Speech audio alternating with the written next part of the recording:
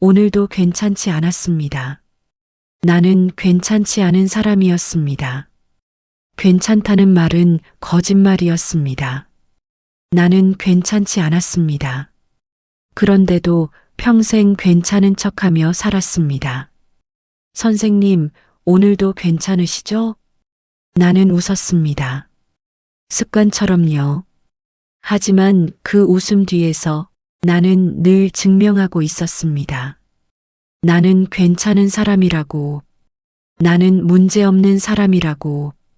지금 생각해보면 그게 제일 큰 착각이었습니다. 왜냐하면 나는 결국 들켰거든요. 그날 휴대폰이 울렸습니다. 선생님, 우리 아이 팔에 왜 자국이 있죠? 그 질문은 확인이 아니었습니다. 심판이었습니다. 그리고 그날부터 나는 괜찮은 사람에서 증명해야 하는 사람으로 떨어졌습니다. 나는 좋은 교사였다. 아이들을 사랑했고 실수하지 않으려 노력했고 부모님들 앞에서 항상 단정했다. 적어도 나는 그렇게 믿고 있었다. 하나님, 오늘은 아무 일도 없게 해주세요. 그 기도 속에도 사실은 이런 뜻이 숨어 있었다. 제가 틀리지 않게 해주세요. 나는 틀리는 걸 두려워하는 사람이었다. 왜냐하면 틀리면 끝이라고 믿었기 때문이다. 그런데 그 믿음이 곧 무너지게 된다. 내 책상 서랍 두 번째 칸에는 늘 같은 것들이 들어 있었습니다. 새것 같은 손수건 한 장, 립밤, 작은 거울, 그리고 비상용 알약 한 통. 머리가 아프거나 갑자기 심장이 빨리 뛰거나 아이들 앞에서 무너질 것 같을 때를 위한 나만의 작은 보험이었죠. 다른 선생님들이 보면 유난스럽다고 했을지도 모릅니다. 하지만 나는 그 약통을 만질 때마다 묘한 안도감을 느꼈습니다. 아직은 괜찮다. 아직은 버틸 수 있다. 그렇게 13년이었습니다. 교단에 선 지 13년. 13년 동안 나는 단 한 번도 결근하지 않았습니다. 13년 동안 학부모 민원이 단 한 건도 들어오지 않았습니다. 13년 동안 교장 선생님 앞에서 늘 모범 사례로 불렸습니다. 김 선생님은 참 한결같으세요. 아이들도 부모님들도 다 좋아하시잖아요. 우리 학교의 자랑이에요. 그 말들이 내 어깨 위에 차곡차곡 쌓여갔습니다. 처음에는 그게 훈장이었습니다. 어느 순간부터는 무거운 갑옷이 되었습니다. 그리고 마지막엔 그게 내 목을 조르는 끈이 되었다는 걸 나는 너무 늦게 알게 됩니다. 아침마다 거울 앞에 앉아 화장을 하면서 나는 늘 같은 다짐을 했습니다. 오늘도 흠없는 김 선생님이 되자. 흠없는 사람, 틀리지 않는 사람, 무너지지 않는 사람. 그게 내가 평생 만들어 온 나라는 작품이었습니다. 그런데 그 나라는 사람이 사실은 종이로 만든 사람이었다는 걸 그날 알게 됩니다. 작은 비조차 한 번도 맞아본 적 없는 새하얀 종이 인형. 한 번이라도 젖으면 형태조차 남지 않는 사람. 그날 아침은 평소와 다르지 않았습니다. 알람이 울리고 따뜻한 물 한 잔을 마시고 단정한 베이지색 카디건을 입었습니다. 머리는 늘 그러듯 귀 뒤로 한 번도 흐트러지지 않게 빗어 넘겼습니다. 운전대를 잡으며 나는 짧게 기도했습니다. 하나님, 오늘은 아무 일도 없게 해주세요. 그런데 그 기도가 어쩌면 평생 처음으로 응답되지 않는 날이었습니다. 교무실 문을 여는 순간 공기가 달랐습니다. 설명할 수는 없었지만 분명히 달랐습니다. 평소 같으면 선생님 안녕하세요. 인사가 오갔을 그 시간에 선생님들은 모두 나를 한 번씩 흘끗 쳐다본 뒤 황급히 시선을 거두었습니다. 그 짧은 시선들이 합쳐져 한 문장처럼 내 가슴에 박혔습니다. 무슨 일이 있구나. 그리고 그 일의 한가운데에 내가 있구나. 내 자리에 가방을 내려놓기도 전에 옆자리 박 선생님이 조용히 다가왔습니다. 김 선생님, 아침에 이거 혹시 보셨어요? 그녀의 손에는 핸드폰이 들려 있었습니다. 화면에는 학부모 단체 채팅방의 캡처 한 장이 떠 있었습니다. 그리고 그 화면 가장 위에는 내 이름 석자가 또렷하게 적혀 있었습니다. 3학년 2반 김민서 선생님, 이대로 두면 안 됩니다. 그 한 줄을 읽는 순간 내 손에서 가방이 툭 떨어졌습니다. 심장이 멈춘 줄 알았습니다. 귀 안쪽에서 윙 하는 소리가 아주 멀리서부터 다가왔습니다. 형광등이 갑자기 2배쯤 밝아진 것 같았습니다. 발끝부터 무릎까지 차가운 물이 차오르는 느낌이었습니다. 13년 동안 단 한 번도 흔들린 적 없던 평판이 단 한 줄의 메시지로 무너지기 시작한 그 아침을 나는 평생 잊지 못합니다. 박 선생님이 차마 화면을 더 내리지 못하고 핸드폰을 든 손이 살짝 떨리고 있었습니다. 그게 더 무서웠습니다. 평소 같으면 괜찮으실 거예요 라고 말해주었을 동료가 아무 말도 하지 못하고 있다는 사실. 그게 이미 모든 것을 말해주고 있었습니다. 나는 떨리는 손가락 끝으로 화면을 천천히 아래로 내렸습니다. 그 한 줄 아래에는 댓글이 있었습니다. 하나, 둘, 셋 스크롤을 내릴수록 다리에 힘이 풀렸습니다. 수십 개의 메시지, 수십 명의 학부모, 그리고 그 안에는 내가 한 번도 본 적 없는 나에 대한 이야기가 너무도 자세하게 적혀 있었습니다.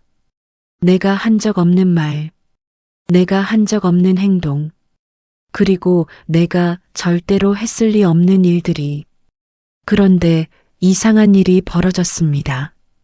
그 글들을 읽어 내려가는 동안 내 마음 한구석에서 작고 차가운 목소리 하나가 올라왔습니다. 정말로 내가 한 적이 없을까? 그 질문 앞에서 나는 처음으로 13년 만에 처음으로 내가 만들어 온 좋은 교사 김민서라는 사람을 의심하게 됩니다. 그리고 바로 그날 오후 교장실로 호출을 받게 됩니다. 문 앞에 서서 손잡이를 잡는 순간 나는 직감했습니다. 오늘 이 문을 열고 들어가면 다시는 어제까지의 나로 돌아올 수 없다는 것을. 그 교장실 안에서 내가 마주하게 된 한 사람과 그 사람이 꺼낸 단 한 장의 종이가 내 인생을 어떻게 두 동강 냈는지는 다음 장에서 천천히 풀어드리겠습니다. 사진 한 장. 손바닥 절반만 한 그 작은 사진 한 장이 13년의 교사 인생을 어떻게 산산조각 낼 수 있는지 여러분은 상상하실 수 있으십니까? 나는 그날 그게 가능하다는 걸 내 두 눈으로 직접 보게 됩니다. 교장실 문은 평소보다 2배쯤 무거웠습니다. 손잡이를 돌리는 그 짧은 순간에도 내 손바닥은 이미 차갑게 식어 있었습니다. 13년 동안 수도 없이 드나들었던 그 문이 그날따라 처음 보는 문 같았습니다. 문을 여는 순간 가장 먼저 보인 건 교장 선생님이 아니었습니다.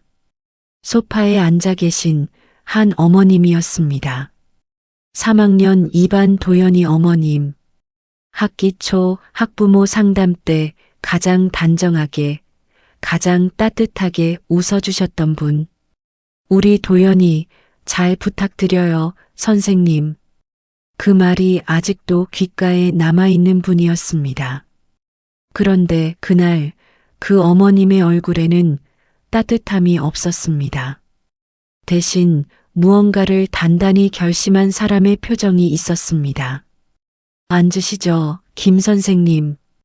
교장 선생님의 목소리는 평소보다 한 톤 낮았습니다. 그리고 그 한 톤이 13년 동안 내가 들어온 모든 칭찬을 한순간에 무너뜨렸습니다. 나는 의자에 앉았습니다. 아니, 정확히 말하면 다리에 힘이 풀려 의자 위로 무너지듯 내려앉았습니다. 그때 어머님이 핸드폰을 들어 올리셨습니다. 화면에는 사진 한 장이 떠 있었습니다.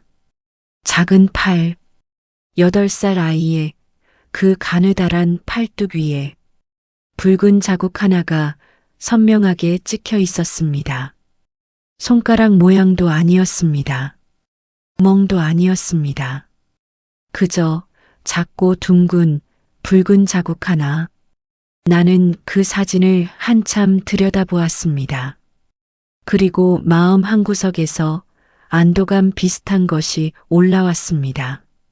암흑이 물린 자국이구나. 요즘 같은 환절기에 운동장에서 뛰어놀다 보면 흔하게 생기는 그런 자국. 우리 반 아이들 팔에서 일주일에도 몇 번씩 보는 그런 자국이었습니다. 나는 입을 열었습니다.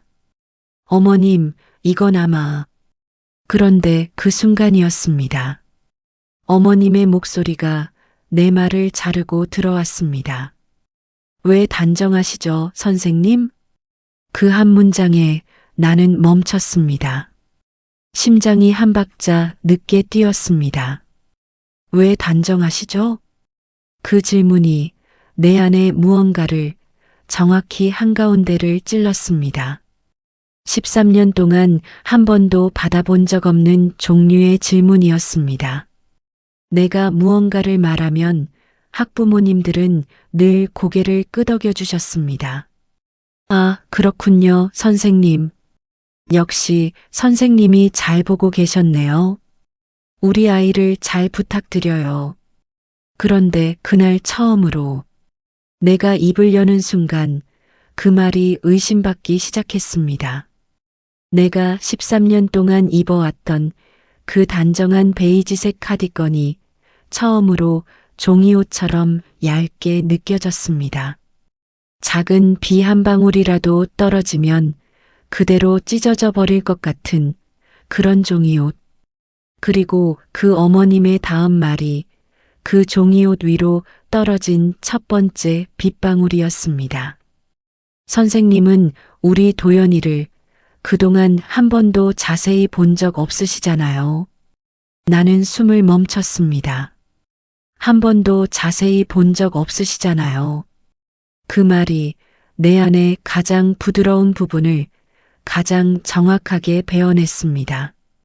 왜냐하면 그 말이 100% 거짓말이라고 자신 있게 말할 수가 없었기 때문입니다. 도연이 조용한 아이였습니다. 손을 잘 들지 않는 아이였습니다.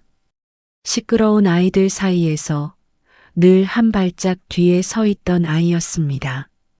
그리고 솔직히 말하면 나는 그 아이의 이름을 부모님과 상담할 때 외에는 거의 부른 적이 없었습니다.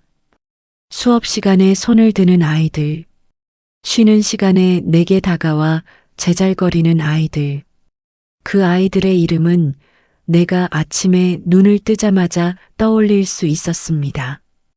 그런데 도연이는 내 13년 인생에서 가장 조용히 지나갔던 아이 중 한 명이었습니다. 그날 처음으로 나는 깨닫게 됩니다.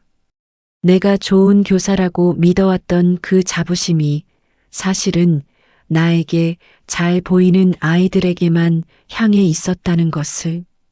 내가 사랑한 건 아이들이 아니라 나를 빛나게 해주는 아이들이었을지도 모른다는 것을.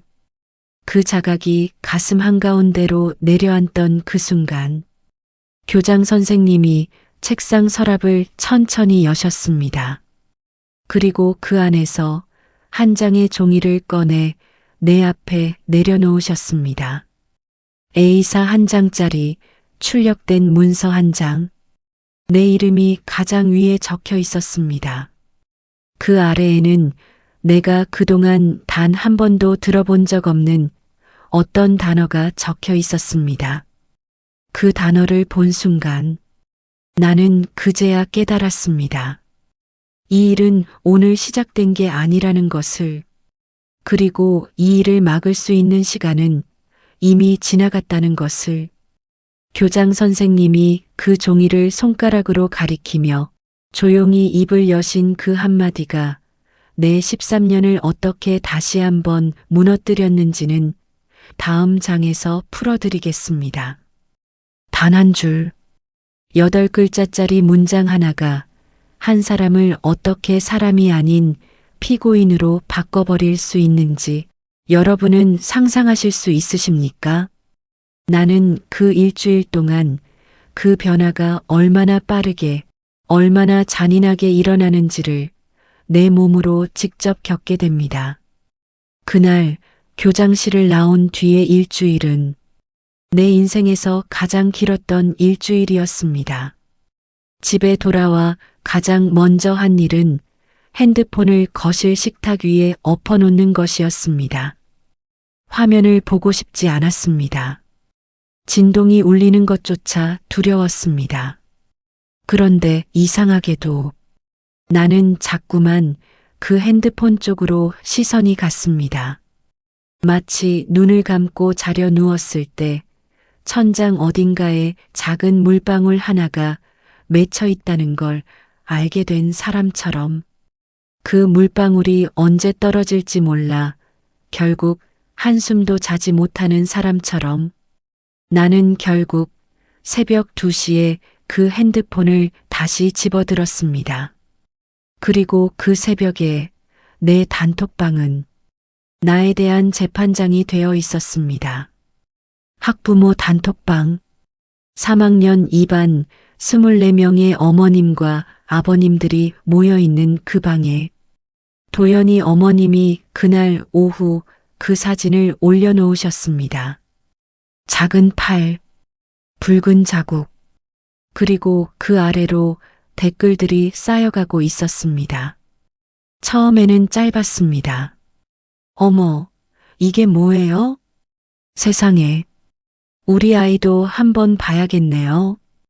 그런데 그 댓글들은 1시간이 지날 때마다 점점 더 길어졌습니다. 그리고 점점 더 나에 대한 이야기로 옮겨가고 있었습니다. 사실 저도 좀 이상하다고 느꼈어요. 우리 아이가 요즘 학교 가기 싫다고 그러더라고요. 김 선생님이 좀 차갑긴 하셨죠. 단정하시긴 한데 정이 없으세요. 왜 우리 아이만 발표를 안 시키시는지 모르겠어요. 스크롤을 내릴수록 내가 13년 동안 쌓아온 모든 것이 한 줄 한 줄 다른 모양으로 바뀌어 가고 있었습니다.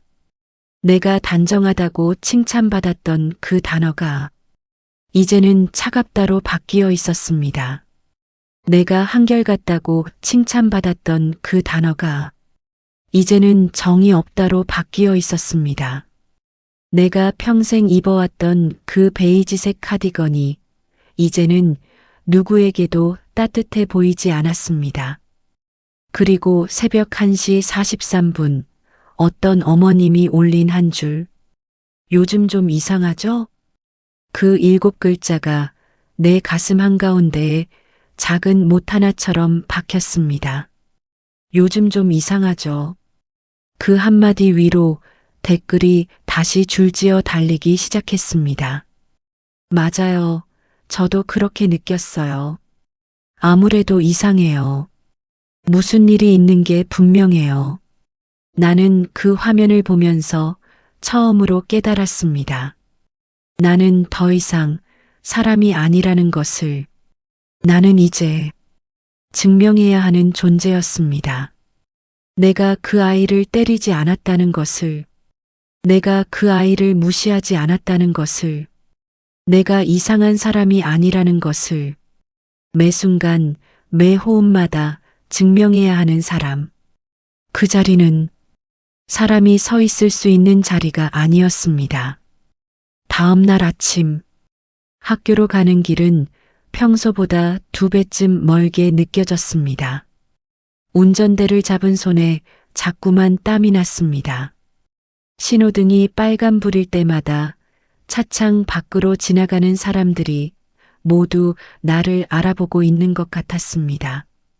교문 앞에서 인사하는 등굣길 학부모들의 눈빛, 그 짧은 눈인사조차 그날따라 길게 느껴졌습니다. 저 사람도 그 단톡방을 봤을까? 저 사람도 나를 의심하고 있을까? 저 사람도 우리 반 아이의 팔을 검사했을까?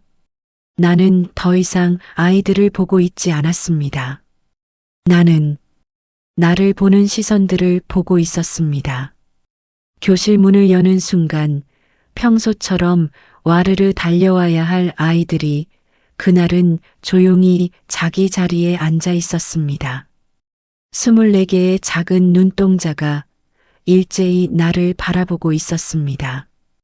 그 눈빛 속에 어제까지는 없던 어떤 것이 분명히 들어 있었습니다.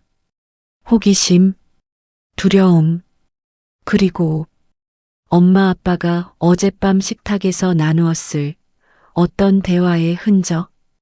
8살 아이들의 눈빛 속에서 나는 그 모든 것을 읽어버렸습니다. 그리고 그 순간 나는 처음으로 칠판 앞에서 손이 떨리는 걸 느꼈습니다. 분필을 잡은 손가락 끝이 작은 진동처럼 흔들리고 있었습니다. 그날의 1교시, 2교시, 3교시가 어떻게 흘러갔는지 나는 거의 기억하지 못합니다. 다만 한 가지 분명한 건 그날 오후 점심시간이 끝난 뒤 교무실 내 책상 위에 한 통의 종이봉투가 놓여 있었다는 것입니다. 발신인은 적혀 있지 않았습니다. 그저 내 이름 석 자만이 또박또박 적혀 있는 두툼한 봉투. 손에 들었을 때 묘하게 무거웠습니다. 그 봉투 안에 들어있던 것이 내 13년의 교사 생활을 어떻게 완전히 무너뜨렸는지, 그리고 그 봉투를 보낸 사람이 누구였는지를 알게 된 그 순간 내가 어떤 결심을 하게 되었는지를 다음 장에서 천천히 풀어드리겠습니다. 빨간 점 하나. 녹음기 위에 깜빡이는 그 작고 붉은 점 하나가 한 사람의 인생을 어떻게 두 동강 낼 수 있는지 여러분은 상상하실 수 있으십니까? 나는 그 작은 점 앞에서 13년 동안 한 번도 마주한 적 없었던 진짜 나를 보게 됩니다. 면담실은 생각보다 작았습니다. 흰 벽, 흰 책상, 그리고 그 책상 위에 가지런히 놓인 작은 녹음기 하나. 그 녹음기 위에서 빨간 점이 일정한 간격으로 깜빡이고 있었습니다. 한 번, 또 한 번, 마치 작은 심장이 뛰고 있는 것처럼 그 점이 그날따라 너무 크게 보였습니다. 내 맞은편에는 학교 측에서 보낸 변호사가 앉아 있었습니다. 단정한 회색 정장, 무표정한 얼굴, 손에는 두꺼운 서류철 하나. 그 서류철 안에 지난 일주일간 나에 대해 모인 모든 것들이 차곡차곡 쌓여 있다는 걸 나는 알 수 있었습니다. 김민서 선생님, 변호사의 목소리는 차갑지도 따뜻하지도 않았습니다. 그저 정확했습니다. 오늘 면담은 녹음됩니다. 답변하신 모든 내용은 추후 사건 처리에 사용될 수 있습니다. 동의하십니까? 나는 천천히 고개를 끄덕였습니다. 그러자 변호사는 책상 위에 녹음기를 한 번 더 확인하시고는 첫 번째 질문을 꺼내셨습니다. 3학년 2반 김도연 학생의 팔에 생긴 자국에 대해 선생님께서는 어떻게 생각하십니까? 나는 입을 열려고 했습니다. 그런데 말이 나오지 않았습니다. 13년 동안 학부모 앞에서, 교장 선생님 앞에서, 학회 발표장에서 단 한 번도 막힌 적 없었던 내 입이 그 작은 면담실 안에서 처음으로 막혀버렸습니다. 왜냐하면 그제야 나는 깨달았기 때문입니다. 내가 무슨 말을 하든 그 말은 나를 살리는 말이 될 수도 있고 나를 죽이는 말이 될 수도 있다는 것을, 내가 평생 입어왔던 그 단정한 베이지색 카디건이 이제는 종이 한 장보다 얇아져 있었습니다. 조금만 잘못 움직여도 그대로 찢어져 버릴 것 같은, 한 번이라도 젖으면 형태조차 남지 않을 것 같은, 나는 마른 입술을 한 번 적셨습니다. 그리고 결국 그 말을 내뱉었습니다. 어머님이 너무 예민하신 거 아닌가요? 그 한 문장이 내 입에서 나오는 순간 녹음기 위에 빨간 점이 한 박자 더 크게 깜빡였습니다. 변호사의 펜이 서류 위에서 잠시 멈췄습니다. 그리고 그 정적 속에서 나는 알아버렸습니다. 내가 방금 무슨 말을 했는지를. 예민하신 거 아닌가요? 그 한마디 안에 13년 동안 내가 숨겨왔던 진짜 나의 모습이 들어 있었습니다. 자기 아이의 팔에 난 작은 자국 하나에 밤잠을 설친 어머니, 새벽까지 수십 번 그 사진을 들여다보았을 한 어머니, 그분의 마음을 나는 한순간에 예민함이라는 단어로 정리해버렸습니다. 내가 평생 가장 자랑스러워했던 것은 냉정한 판단력이었습니다. 그런데 그 냉정함이 사실은 다른 사람의 마음을 한 번도 끝까지 들여다본 적 없는 사람의 게으름이었다는 것을 나는 그날 그 면담실에서 알게 됩니다. 면담은 2시간 가까이 이어졌습니다. 내가 무슨 대답을 했는지 거의 기억나지 않습니다. 다만 한 가지 분명한 건 그 2시간 동안 나는 단 한 번도 도연이라는 아이의 이름을 따뜻하게 부르지 못했다는 것입니다. 나는 그 아이를 학생이라고 불렀습니다. 해당 학생이라고 불렀습니다. 아이라고 불렀습니다. 그 아이의 이름 김도연 석자를 나는 마지막까지 한 번도 부르지 못했습니다. 면담이 끝나고 면담실 문을 나서는 순간 나는 깨달았습니다. 나는 피해자가 아니라는 것을.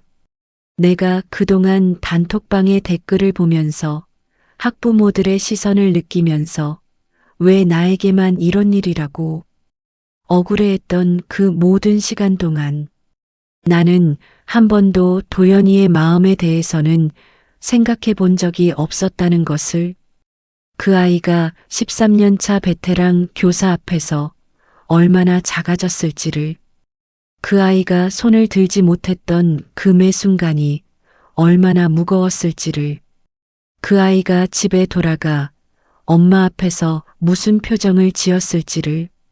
나는 상처를 받은 사람이 아니라 상처를 준 사람이었습니다. 그날 밤 나는 집에 돌아와 거실 식탁 앞에 한참을 앉아 있었습니다. 핸드폰도 켜지 않았습니다. 텔레비전도 켜지 않았습니다. 그저 흰 벽을 바라보고 있었습니다. 새벽 1시가 넘어갈 때쯤 나는 처음으로 무릎을 꿇었습니다. 13년 동안 매일같이 했던 그 기도. 하나님, 오늘은 아무 일도 없게 해주세요. 그 기도 대신 나는 처음으로 다른 기도를 드렸습니다. 하나님, 제가 잘못했습니다. 그 한마디가 입에서 나오는 순간 13년 동안 한 번도 흘리지 않았던 눈물이 두 뺨을 따라 흘러내렸습니다. 그 눈물은 내가 종이 인형이라는 걸 인정하는 눈물이었습니다. 그렇게 한참을 울다가 나는 식탁 위에 핸드폰을 천천히 집어들었습니다. 그리고 한 사람의 번호를 화면에 띄웠습니다. 그 번호 앞에서 내 손가락은 한참을 망설였습니다. 내가 그 번호로 전화를 걸 수 있을지, 걸어서 무슨 말을 할 수 있을지, 그리고 그 전화를 받은 그분이 내게 어떤 말을 해주실지 나는 단 하나도 알 수 없었습니다. 다만 한 가지 분명한 건 이 전화를 걸지 않으면 나는 평생 종이 인형으로 남게 된다는 것이었습니다. 내가 새벽 2시에 그 번호로 건 전화의 첫 마디가 무엇이었는지, 그리고 그 전화 너머에서 내가 듣게 된 한마디가 내 인생을 어떻게 바꿔놓았는지를 다음 장에서 천천히 풀어드리겠습니다. 한 사람이 자기 자신을 처음으로 정직하게 마주하는 데에 걸리는 시간은 평균적으로 몇 년이라고 생각하십니까? 어떤 사람은 평생을 살고도 단 한 번도 자기 자신을 만나지 못한 채로 떠난다고 합니다.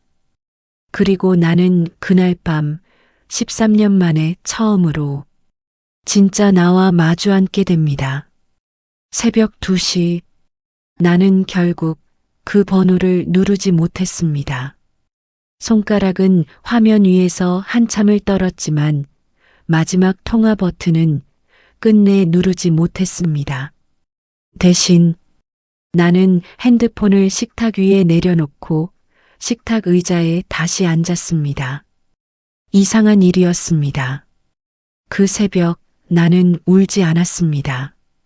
조금 전까지 두 뺨을 따라 흘러내리던 눈물이 어느 순간 마치 누군가 수도꼭지를 잠그듯 멈춰버렸습니다.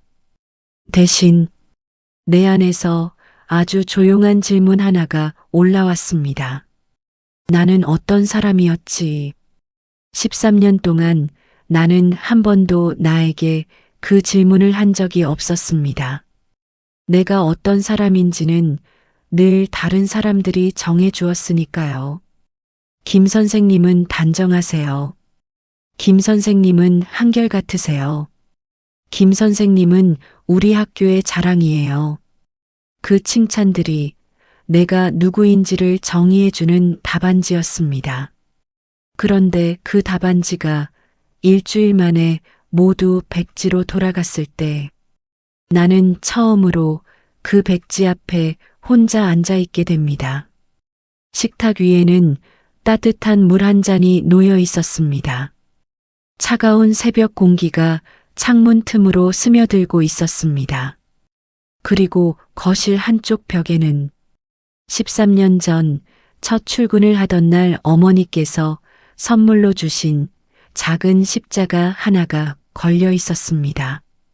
나는 그 십자가를 한참을 바라보았습니다. 그날 처음으로 나는 그 십자가를 제대로 본 것 같았습니다. 13년 동안 그 십자가는 그냥 거실의 인테리어였습니다. 매일 보았지만 단 한 번도 멈춰서서 본 적은 없었습니다. 그런데 그 새벽 그 십자가 위에 한 분이 처음으로 내 눈에 들어왔습니다. 손에 박힌 못, 옆구리에 상처, 가시관 아래로 흐르는 핏자국. 나는 그 장면을 평생 수십 번, 수백 번 보아왔습니다. 부활절마다, 성탄절마다, 수요예배마다. 그런데 그 새벽, 나는 처음으로 그 장면을 이해했습니다. 저건 나 때문이구나.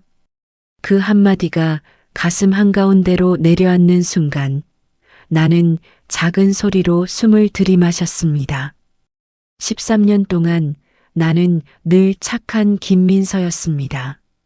선한 교사, 단정한 사람, 흠이 없는 사람, 십자가 앞에서도 늘 저는 죄인입니다라고 입으로는 말했지만 마음속으로는 단 한 번도 진심으로 그렇게 믿어본 적이 없었습니다. 내가 죄인이라니, 나처럼 단정하게 사는 사람이 내가 무슨 죄를 지었다고. 나는 누군가를 때린 적도, 도둑질을 한 적도, 험담을 한 적도 없는 사람이었습니다. 그런데 그 새벽 그 십자가 앞에서 나는 처음으로 깨달았습니다. 내가 죄인이 아니라고 믿었던 그 마음이 사실은 가장 큰 죄였다는 것을, 내가 한 번도 자세히 본 적 없었던 도연이의 작은 어깨, 내가 한 번도 이름을 따뜻하게 불러주지 않았던 그 아이의 눈빛, 내가 단정하게 무시하고 지나갔던 그 아이의 작은 손짓들, 그 모든 것이 내 손에 들린 작은 못이었습니다. 내가 그 못을 들고 있다는 사실조차 13년 동안 모르고 있었던 사람, 그게 바로 나 김민서였습니다. 그 깨달음이 가슴 한가운데로 내려앉던 그 순간 나는 한 가지를 더 알게 됩니다. 나는 피해자였습니다. 학부모 단톡방의 수십 개의 댓글 앞에서, 동료 교사들의 회피하는 시선 앞에서, 변호사의 무표정한 질문 앞에서 나는 분명히 피해자였습니다. 그런데 나는 동시에 가해자이기도 했습니다. 도연이라는 아이의 작은 마음 앞에서, 그 아이의 어머님의 잠 못 이루는 새벽 앞에서, 그리고 내가 13년 동안 자세히 보지 못했던 수많은 다른 아이들 앞에서 피해자이면서 동시에 가해자. 나는 그날 새벽 처음으로 그 두 가지가 한 사람 안에 동시에 들어있을 수 있다는 것을 알게 됩니다. 그리고 그 사실은 숨길 수가 없었습니다. 내가 그동안 입어왔던 그 단정한 베이지색 카디건이 이제는 완전히 찢어져 있었습니다. 작은 비 한 방울에도 형태가 무너지는 종이옷. 그 옷 안에 숨어있던 진짜 김민서가 이제 그 새벽 식탁 앞에 알몸으로 앉아 있었습니다. 부끄러웠습니다. 그런데 이상하게도 그 부끄러움이 13년 동안 한 번도 느껴보지 못했던 어떤 가벼움을 동시에 데려왔습니다. 마치 평생 어깨에 짊어지고 있던 무거운 갑옷 하나를 처음으로 내려놓은 사람처럼. 그 갑옷의 이름은 나는 괜찮은 사람이라는 13년짜리 거짓말이었습니다. 식탁 위의 물잔에서 이미 김이 다 빠져 있었습니다.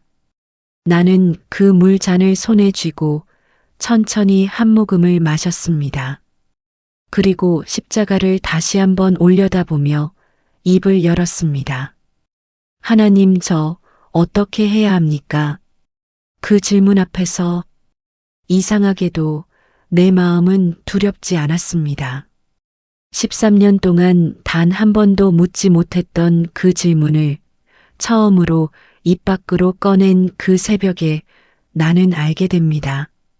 진짜 인생은 자기 자신을 정직하게 마주한 그 자리에서부터 다시 시작된다는 것을.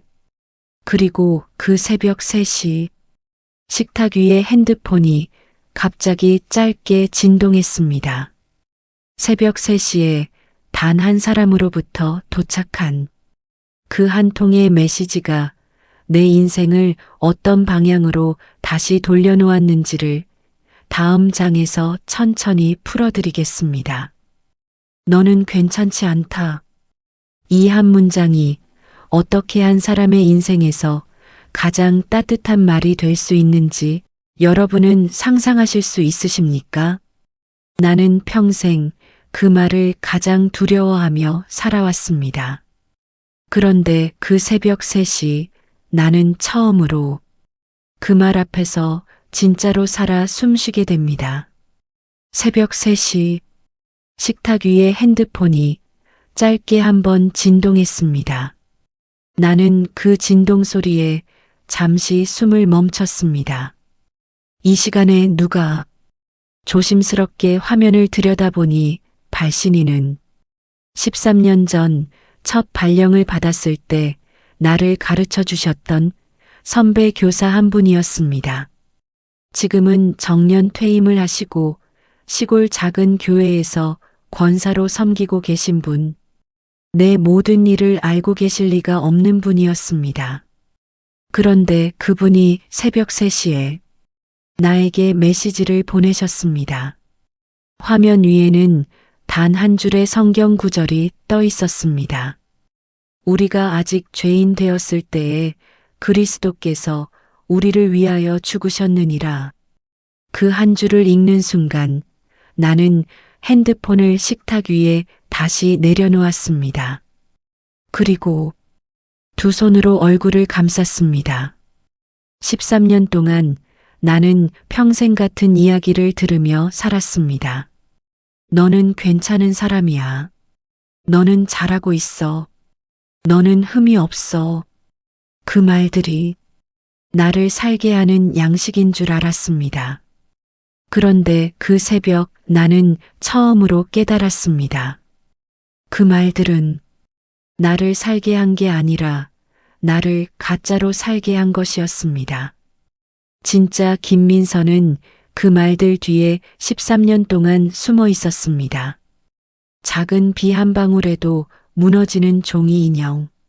자기가 누군가를 찌르고 있다는 것조차 모르고 나는 괜찮은 사람이라는 갑옷 안에 갇혀 있던 사람. 그런데 복음은 이 세상의 모든 말과 정반대의 이야기를 하고 있었습니다. 너는 괜찮지 않다. 처음 그 말을 마주했을 때 나는 이상한 감정을 느꼈습니다. 상처가 아니었습니다. 오히려 이상한 안도감이었습니다. 13년 동안 나는 괜찮은 사람이라는 무거운 갑옷을 단 한 번도 벗어본 적이 없었습니다.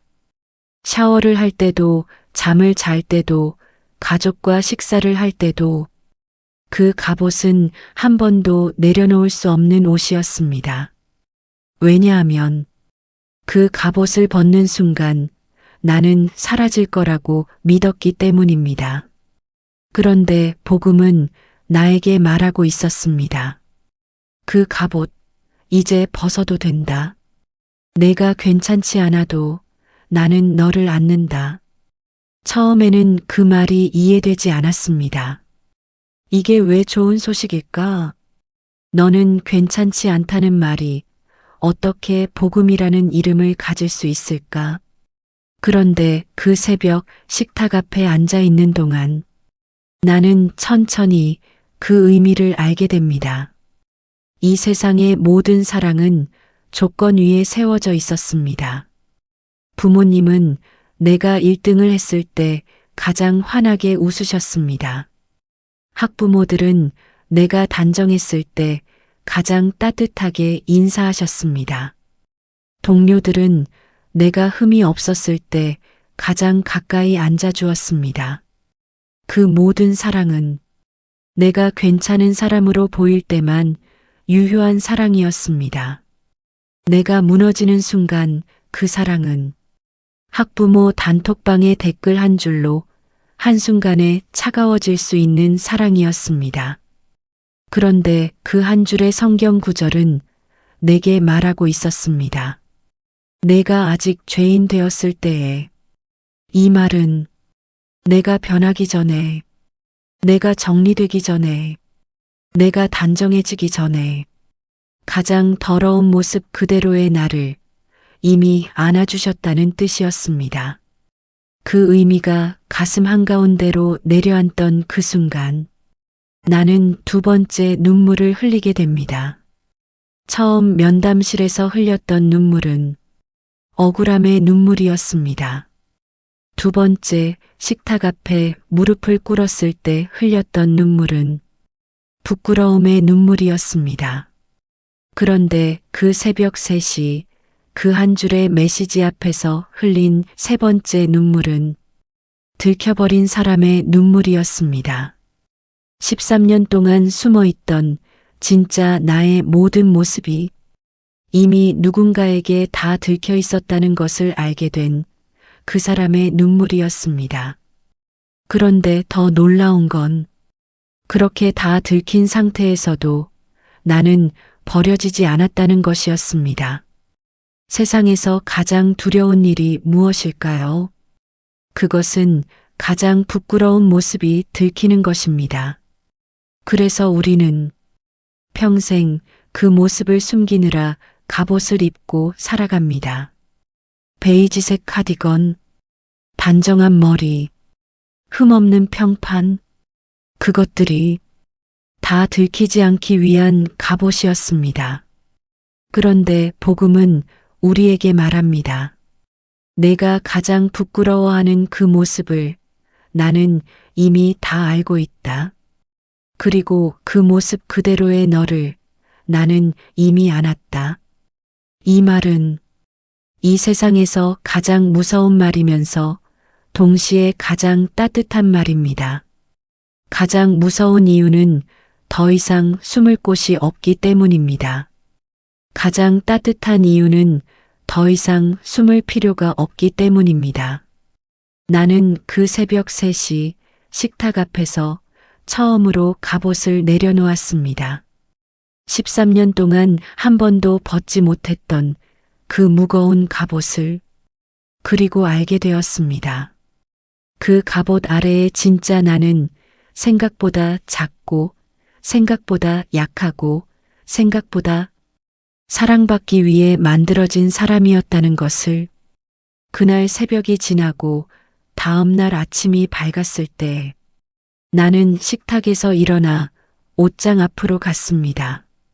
13년 동안 매일 같은 자리에 걸려 있던 그 베이지색 카디건을 그날 처음으로 다른 색의 옷으로 바꿔 입었습니다. 그리고 학교로 가는 길에 한 곳에 들렀습니다. 그 작은 가게에서 내가 무엇을 샀는지, 그리고 그것을 들고 내가 누구를 만나러 갔는지를, 그날 그 만남의 첫 마디가 내 평생을 어떻게 다시 한번 흔들었는지를 다음 장에서 천천히 풀어드리겠습니다. 한 사람이 평생 처음으로 진짜 숨을 들이마시는 순간이 언제인지 아십니까? 그것은 자기 대신 무너져준 사람이 있다는 사실을 처음으로 알게 된 그 순간입니다. 나는 그 아침 13년 만에 처음으로 내 폐 깊숙한 곳까지 차가운 새벽 공기를 들이마시게 됩니다. 새벽 5시 거실 식탁 앞에서 나는 한참을 그대로 앉아 있었습니다. 밤새 흘린 눈물 자국이 식탁 위 물잔 옆에 작은 동그라미들로 마르고 있었습니다. 창밖이 천천히 푸르스름하게 밝아오고 있었습니다. 그리고 그 푸른빛 속에서 나는 거실벽에 걸린 그 작은 십자가를 다시 한번 올려다보았습니다. 그런데 그 새벽 그 십자가 위에 한 분이 이상하게도 어제와는 다른 모습으로 보였습니다. 어제까지 내가 본 그분은 착한 사람들의 본보기였습니다. 선한 사람, 흠없는 사람, 따라가야 할 사람. 나는 평생 그분처럼 단정하게 살려고 노력했습니다. 그분처럼 흠없이 살려고 노력했습니다. 그게 내가 알고 있던 신앙의 전부였습니다. 그런데 그 새벽 그 십자가를 다시 올려다보면서 나는 깨달았습니다. 그분이 십자가에 매달린 자리는 착한 사람들을 위한 자리가 아니었다는 것을, 그 자리는 말 한마디로 사람을 찌르고도 자기가 찌른 줄도 모르고 살았던 사람들. 13년 동안 자기 의로 버티며 나는 괜찮은 사람이라는 갑옷을 한 번도 벗지 못했던 사람들. 바로 나 같은 사람을 위한 자리였습니다. 그 깨달음이 가슴 한가운데로 내려앉던 그 순간, 내 안에서 13년 동안 단 한 번도 풀린 적 없던 어떤 매듭 하나가 천천히 풀리는 게 느껴졌습니다. 13년 동안 나는 한 가지 믿음으로 살아왔습니다. 무너지면 끝이다. 한 번이라도 흠집이 나면, 단 한 줄의 민원이라도 들어오면 내 인생은 그날로 끝이라고 믿었습니다. 그래서 나는 매일 아침 거울 앞에서 같은 다짐을 했고, 매일 같은 베이지색 카디건을 입었고, 매일 같은 기도를 드렸습니다.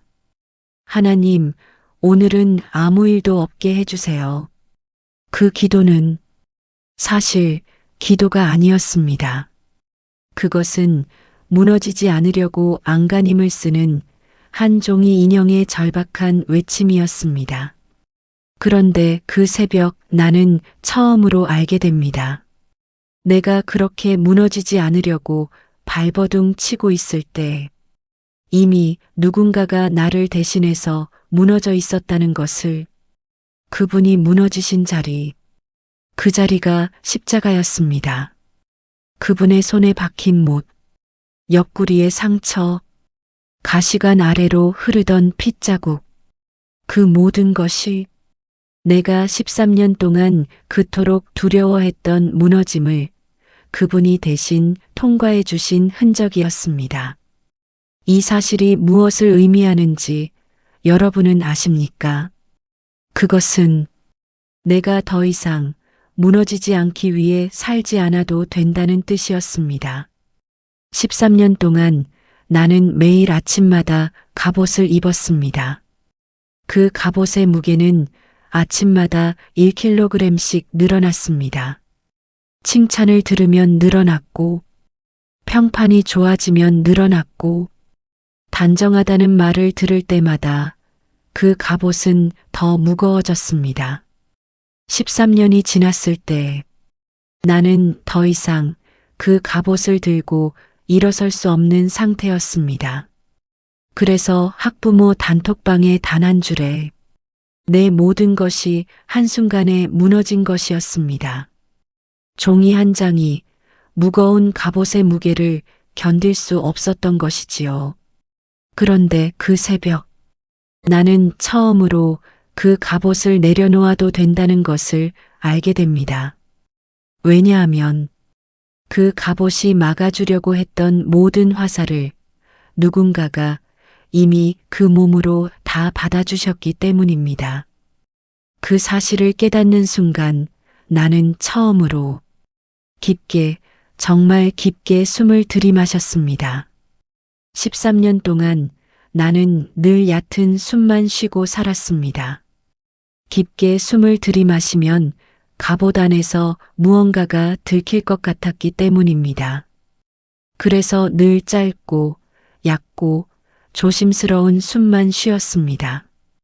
그런데 그 새벽, 처음으로 폐 깊숙한 곳까지 차가운 공기가 들어왔습니다. 그 한 번의 호흡이 13년 만에 처음 쉬어보는 진짜 숨이었습니다. 이상한 일이었습니다. 내 인생은 어제보다 더 무너져 있었습니다. 학부모 단톡방의 댓글은 그대로였고, 학교 측의 면담은 끝나지 않았고, 도연이라는 아이의 작은 어깨는 여전히 내가 책임져야 할 무게였습니다. 그런데 내 마음은 13년 만에 가장 가벼웠습니다. 왜냐하면 더 이상 혼자 그 무게를 들고 있지 않았기 때문입니다. 이미 누군가가 그 무게를 대신 짊어지신 적이 있었기 때문입니다. 그리고 그분은 지금도 그 무게를 함께 들어주고 계셨기 때문입니다. 여러분, 혹시 지금 무너지지 않으려고 안간힘을 쓰며 살고 계시지는 않으십니까? 매일 아침 1kg씩 무거워지는 갑옷을 입고 한 번이라도 흠이 나면 끝이라고 믿으며 나는 괜찮은 사람이라는 종이옷 안에 진짜 자신을 숨긴 채로 만약 그렇다면 이 한 가지를 꼭 기억해 주십시오. 당신이 무너지지 않으려고 발버둥 치고 있는 그 모든 시간 동안 이미 한 분이 당신을 대신해서 무너져 계셨다는 사실을, 그래서 당신은 더 이상 무너지지 않기 위해 살지 않아도 된다는 사실을. 그날 아침 7시 나는 자리에서 일어나 옷장 앞에 섰습니다. 13년 동안 같은 자리에 걸려 있던 그 베이지색 카디건을 천천히 옆으로 밀었습니다. 그리고 그 옆에 걸려 있던 한 번도 입어본 적 없는 흰색 셔츠를 처음으로 손에 잡았습니다. 그 셔츠를 입고 나는 학교로 향하는 길에 한 작은 가게에 들렀습니다. 그 가게에서 내가 산 것은 손바닥만 한 작은 카드 한 장과 작은 봉투 하나였습니다. 그리고 나는 그 카드 위에 13년 동안 단 한 번도 따뜻하게 불러본 적 없었던 한 아이의 이름 석자를 또박또박 적어 내려갔습니다.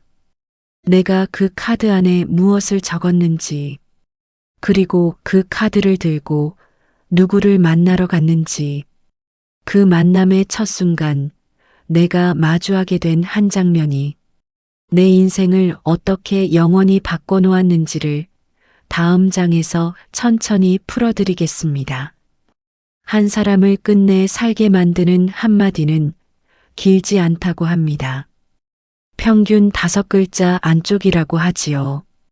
8글자가 넘어가면 사람의 마음은 이미 다른 곳을 보고 있다고 합니다. 그날 아침 한 작은 아이의 입에서 나온 그 5글자가 13년 차 교사의 인생을 어떻게 다시 일으켜 세웠는지를 여러분께 천천히 풀어드리겠습니다. 그날 아침 8시 20분, 내 가방 안에는 2가지가 들어 있었습니다.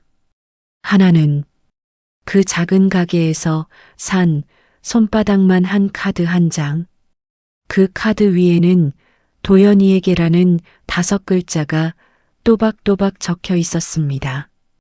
그리고 또 하나는 전날 밤 식탁 앞에서 내 손으로 직접 써내려간 흰 봉투 안에 종이 한 장, 그 종이의 가장 위에는 4글자가 적혀 있었습니다. 사직서. 13년 동안 단 한 번도 머릿속에 떠올린 적 없었던 그 단어를 나는 그 새벽 처음으로 종이 위에 적었습니다. 손이 떨리지도 않았습니다. 눈물이 흐르지도 않았습니다. 그저 어떤 의무처럼 그 종이를 한 글자 한 글자 채워 내려갔습니다. 내가 떠나는 것이 도연이를 위한 마지막 사과라고 믿었기 때문입니다. 그렇게 2개의 종이를 가방 안에 넣고 나는 학교 정문을 통과했습니다. 운동장에는 평소처럼 아이들이 뛰어다니고 있었습니다. 그런데 평소와 다른 것이 하나 있었습니다. 내 시야에 들어오는 모든 아이들의 얼굴이 그날따라 한 명 한 명 또렷하게 보였습니다. 13년 동안 내가 자세히 본 적 없었던 그 작은 얼굴들이 복도를 지나 교실 문 앞에 섰습니다. 문을 여는 그 짧은 순간 나는 알았습니다. 오늘이 내가 이 교실 문을 여는 마지막 날이 될 것이라는 것을.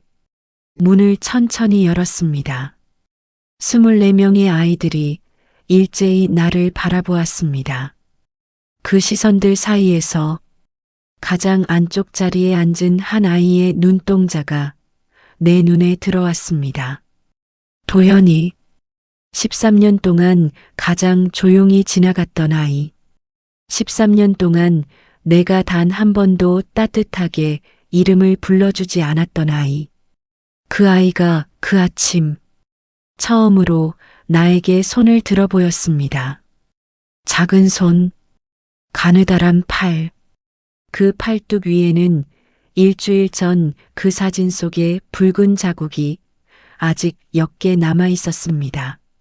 나는 천천히 그 아이의 책상 앞으로 걸어갔습니다. 13년 동안 나는 단 한 번도 그 자리 앞에 멈춰 선 적이 없었습니다. 쉬는 시간에도, 발표 시간에도, 점심 시간에도 나는 늘 그 자리를 그냥 지나쳐 갔습니다. 그런데 그 아침 처음으로 나는 그 자리 앞에서 무릎을 굽혔습니다. 8살 아이의 눈높이까지 천천히 내려갔습니다. 그리고 그 작은 얼굴 앞에서 입을 열었습니다. 도연아? 13년 만에 처음으로 그 아이의 이름을 따뜻하게 불러본 그 순간이었습니다. 그 아이는 잠시 나를 가만히 바라보았습니다. 그리고는 작은 입을 열어 5글자를 말했습니다. 오늘은 안 아파요. 그 한마디가 내 안에 무언가를 정확히 한가운데를 무너뜨렸습니다. 나는 그 자리에서 그대로 무너졌습니다. 13년 동안 단 한 번도 보여주지 못했던 진짜 눈물이 아이들 앞에서 처음으로 흘러내렸습니다. 24명의 아이들이 그 광경을 조용히 바라보고 있었습니다. 그런데 그 침묵이 무겁지 않았습니다. 오히려 따뜻했습니다. 도연이는 그 새벽 단톡방에 무슨 일이 있었는지 몰랐습니다. 학부모들이 어떤 댓글을 달았는지도 몰랐습니다. 면담실에서 내가 어떤 말을 했는지도 알지 못했습니다. 그 아이는 그저 한 가지만 기억하고 있었습니다. 며칠 전 점심시간에 운동장에서 벌레에 물려 팔을 긁고 있던 그 아이에게 내가 다가가 작은 약통을 꺼내 발라준 적이 있었다는 것을 평소 같으면 잊어버렸을 너무도 작은 순간이었습니다. 그런데 그 아이는 13년 차 교사 김민서를 그 한 장면으로 기억하고 있었습니다. 나를 돌봐준 사람. 그 한 줄로 그 아이는 나를 기억하고 있었던 것입니다. 그 순간 나는 알게 됩니다. 하나님이 나를 보시는 시선이 바로 이런 시선일지도 모른다는 것을. 내가 13년 동안 저질렀던 모든 실수, 내가 13년 동안 자세히 보지 못했던 수많은 얼굴들, 내가 종이 인형으로 살아왔던 그 모든 시간들, 그것들을 다 보고 계시면서도 하나님은 나를 다른 한 줄로 기억해주고 계신지도 모른다는 것을. 내가 사랑한 아이. 그 순간 나는 가방 안에 손을 넣어 그 흰 봉투를 천천히 꺼냈습니다. 사직서. 13년의 끝을 알리려고 적었던 그 종이 한 장. 나는 그 봉투를 한번 들여다본 뒤 천천히 반으로 접었습니다. 그리고는 교무실 내 책상으로 돌아가 2번째 서랍 가장 안쪽에 그 봉투를 넣어두었습니다. 그곳은 13년 동안 내 비상용 알약이 들어있던 자리였습니다. 무너지지 않으려고 먹어왔던 그 작은 알약통이 있던 자리. 그 자리에 이제는 사직서가 들어가게 된 것이지요. 그 의미를 여러분은 아실 수 있으십니까? 나는 더 이상 무너지지 않기 위해 약을 먹는 사람이 아니었습니다.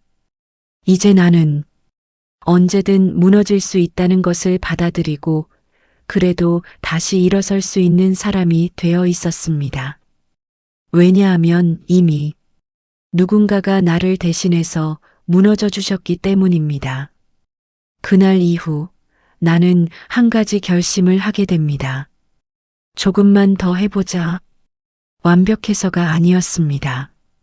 흠이 없어서가 아니었습니다. 이미 용서받았기 때문이었습니다. 13년 동안 나는 괜찮은 사람으로 살았습니다. 그날 이후 나는 용서받은 사람으로 살기 시작했습니다. 그 두 단어의 차이를 여러분은 아십니까? 괜찮은 사람은 무너지면 끝납니다. 용서받은 사람은 무너져도 다시 시작합니다. 괜찮은 사람은 갑옷을 입고 살아갑니다. 용서받은 사람은 갑옷을 벗고도 살아갈 수 있습니다. 그 차이가 내 13년과 그날 이후의 인생을 갈라놓았습니다. 여러분, 우리는 모두 괜찮지 않은 사람입니다. 매일 아침 갑옷을 입고 매일 한 번씩 누군가를 찌르고 매일 자기 자신을 속이며 살아가는 사람들. 그런데 그게 끝이 아닙니다. 이미 예수 그리스도가 그 자리를 대신 무너져 주셨기 때문입니다. 그래서 오늘 이 한 문장만 기억해 주십시오. 나는 무너졌지만 이미 용서받았다. 이 이야기가 혹시 당신의 이야기 같았다면 지금 같은 자리에서 무너지고 있는 누군가에게 이 한마디를 전해 주십시오. 구독, 좋아요, 알림 설정은 이 복음을 더 많은 사람에게 전하는 작은 통로가 됩니다. 오늘도 버려지지 않은 하루 되시기를 진심으로 바랍니다.